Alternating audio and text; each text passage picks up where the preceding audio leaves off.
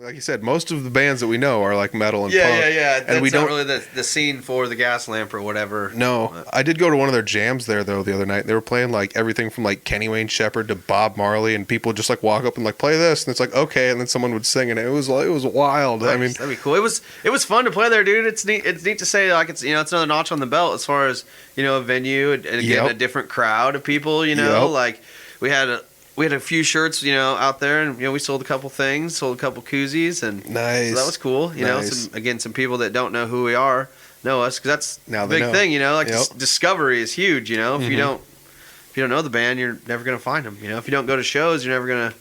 It's like what's that cliche thing? It's like something like.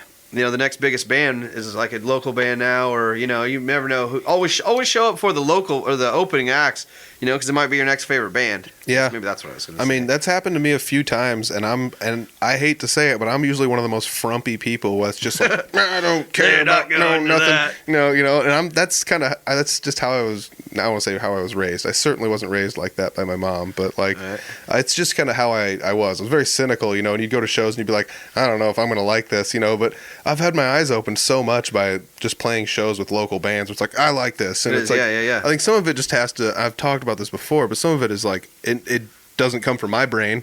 Yeah. And I don't think I could even make this if I had to. So it's cool to see what somebody else is making because it's not something I would even think about. Yeah, for sure. It is cool to see how everybody else's brain works or how everybody else works as a unit as they do their own thing too. And like, again with like the Des Moines scene, there's so many people that are in multiple bands. Too, like different styles of different stuff. Like you got John, and two different style bands. There's a bunch of people like with As For You and Callous and stuff like that. Like they both make completely different music. Like swap out one person here or there, and it's a completely different sound, and it's awesome. Like our Des Moines scene is great. There's been so many bands that have helped us out along the way, and like I said, we're new, relatively new. We only played out for a year. Actually, like on our 2 days away from our 1 year anniversary of becoming a band from the very first meeting we ever had before we even had a lick of a song down. We got to open for the Black Dahlia Murder for the second time, which was sweet, and like through the course of that whole thing, there was I'm not sure if you know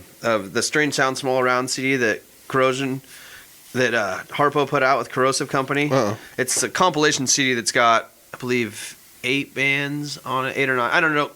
Don't quote me on that, but so it's a compilation album of Strange Sound Small Around with a bunch of Des Moines local bands. And in that year, it was kind of like a silent thing to me was to try to play with every one of the bands on that CD because it's like one of my favorite CDs I have in my car. Nice. And we actually made it with every one of those bands within a year's time. Like it was Callous, Murder Earth, Absolute Power, As For You, Section Hate, Further South, and Blacked Out World. Like, oh, cool. Yeah, we hit like every one of those like silently. I'm just like, yes, another one off that CD, another one off that CD. Dude.